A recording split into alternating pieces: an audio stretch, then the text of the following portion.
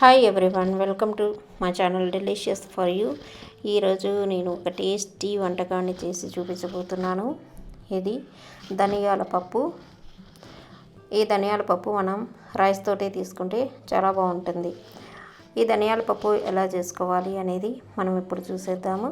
నేను ఇప్పుడు మా చెట్లో ఉండేటటువంటి టమాటాలన్నీ కోసుకొచ్చాను. ఇక్కడ కొన్ని దోరగా ఉన్నాయి, కొన్ని పచ్చివి, అలాగే కొన్ని పండినవి ఉన్నాయి. అన్నీ కోసుకొచ్చాను. వీటిని పచ్చిగా ఉండేవి ఇంకొక రోజు పచ్చడి చేసి చూపిస్తాను. ఇప్పుడు పండుగ ఉండేటటువంటి 3 టమాటాలను తీసుకొని 2 సార్లు వాష్ చేసుకొని వీటిని కట్ చేసి పెట్టుకుంటాము. అలాగే పెద్ద ఆనియన్ ఒకటి తీసుకొని కట్ చేసి పెట్టుకుంటాం. మీడియం సైజు అయితే 2 ఆనియన్స్ తీసి పెద్ద పెద్ద ముక్కలుగా కట్ చేసి పెట్టుకోండి. ఇప్పుడు కడాయి తీసుకొని ఒక 2-3 స్పూన్ల ఆయిల్ వేసుకొని ఒక 1/4 కప్పు ధనియాలు వేసుకోవాలి. ఇవి ఒక్కొక్కటిగా మనం వేయించుకుంటాము. ఇప్పుడు ధనియాలు వేపుకొని కొంచెం కలర్ మారే వరకు వీటిని వేయించుకోవాలి. ఇప్పుడు 1 కప్పు కందిపప్పు వేసుకోవాలి. ఈ కందిపప్పు వేసిన తర్వాత ధనియాలు ఫ్రై కావు ఇంకా, అందుకని కందిపప్పు వేయకముందే ధనియాలని ఫ్రై చేసుకోవాలి. ఈ కందిపప్పు కొంచెం కలర్ చేంజ్ అయ్యేటప్పుడు మనం ఇందులో ఎండుమిర్చి యాడ్ చేసుకుంటాము. ఇప్పుడు చూడండి, కొంచెం రెడ్ కలర్లోకి చేంజ్ అవుతూ ఉంది కందిపప్పు.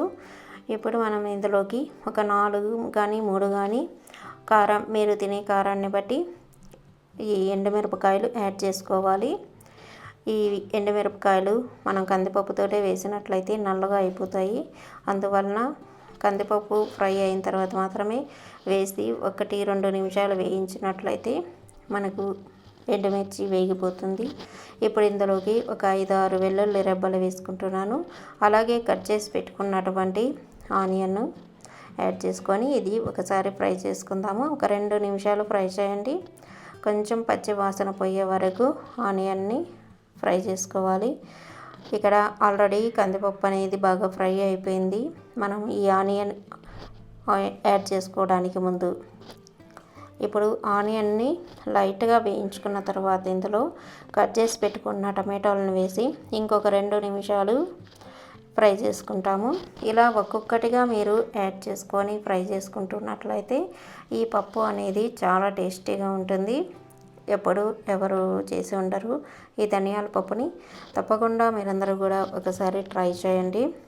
ఇది చపాతీలో కూడా చాలా బాగుంటుంది, పర్ఫెక్ట్ గ్రేవీగా ఉంటుంది.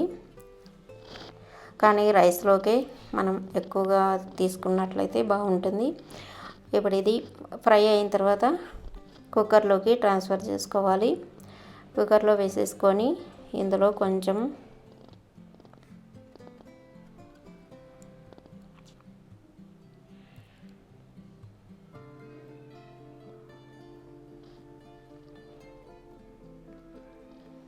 చింతపండు, 10 గ్రాముల చింతపండు అయితే సరిపోతుంది. వాష్ చేసి ఇందులో వేసుకోండి.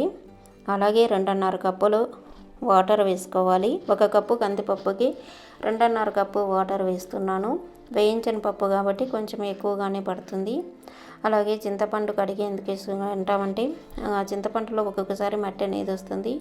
అది కడిగేసి వేసుకుంటే ఆ నీళ్ళలో మట్టి వెళ్ళిపోతుంది. ఇప్పుడు కుక్కర్ మూత పెట్టుకొని ఒక 4-5 విజిల్స్ వరకు రానివ్వండి. అప్పుడు పప్పు మెత్తగా ఉడికిపోతుంది. ఇప్పుడు ఒక పప్పు గుత్తి తీసుకొని దీన్ని బాగా మ్యాష్ చేసుకోవాలి. మనకు ధనియాలు కానీ ఎండుమిర్చి కానీ ఎక్కడా కనబడకుండా కొంచెం ఎక్కువ టైమే పడుతుంది మామూలు పప్పుని చేసిన దానికంటే. ఈ పప్పులో ధనియాలు వేసాం కాబట్టి ధనియాలన్నీ మ్యాష్ అవ్వడానికి కొంచెం ఎక్కువ టైమే పడుతుంది. ఇలా మెత్తగా మ్యాష్ చేసేసుకొని ఇందులో తగినంత సాల్ట్, నేను ఇక్కడైతే 1.5 స్పూను సాల్ట్ వేసాను. 1/2 స్పూను పసుపు పొడి వేసుకున్నాను. ఇందులో ఆల్రెడీ పప్పులో మనం టమాటో, ఎండుమిర్చి అన్నీ కలిపేసాం కాబట్టి ఆ కారమే సరిపోతుంది. దీనిని ఒక్కసారి ఉడికి వచ్చే వరకు ఉడికించుకుందాము. మీకు కానీ నీళ్లు సరిపోకపోయినట్లయితే ఇంకొక 1/2 కప్పు వాటర్ వేసుకోండి. ఒకవేళ నీళ్ళగా అయినట్లయితే ఇంకొంచెం ఎక్కువసేపు తిక్కుగా వచ్చేలాగా ఉడికించుకోండి. ఇప్పుడు దీనికి పోపు పెట్టుకుంటాము. ఇందులో 3 స్పూన్ల ఆయిల్ వేసుకోండి. 1 టీ స్పూను ఆవాలు, 1 టేబుల్ స్పూన్ శనగపప్పు, 1 టేబుల్ స్పూన్ మినప్పప్పు, అలాగే 2-3 ఎండుమిర్చి, 1 టీ స్పూను జీలకర్ర వేసుకొని వేయించుకోవాలి. ఇప్పుడు కొత్తిమీర అవసరం లేదు దీనికి, కరివేపాకు వేసుకుంటే సరిపోతుంది. అలాగే 1 టీ స్పూన్ ఇంగువ వేసుకోవాలి. ఈ పోపులో వేసుకున్నట్లయితే మనకు చాలా టేస్టీగా వస్తుంది. ఈ పోపు తీసుకొని పప్పులో యాడ్ చేసుకుంటాము. ఇప్పుడు పప్పుని ఒక పాత్రలోకి ట్రాన్స్ఫర్ చేసుకుంటున్నాను. సర్వింగ్ బౌల్లోకి ట్రాన్స్ఫర్ చేసుకొని ఇప్పుడు పైన డెకరేషన్ కోసం పైన వేస్తున్నాను, లేకపోతే మీరు కలిపేసుకోండి. చాలా పర్ఫెక్ట్ గ్రేవీగా వచ్చింది ఈ పప్పు అనేది. మీరు తప్పకుండా ట్రై చేయండి. అలాగే షేర్ చేయండి, కామెంట్ చేయండి. కొత్తగా చూస్తున్న వాళ్ళు సబ్స్క్రైబ్ చేసుకోండి. Thanks for watching.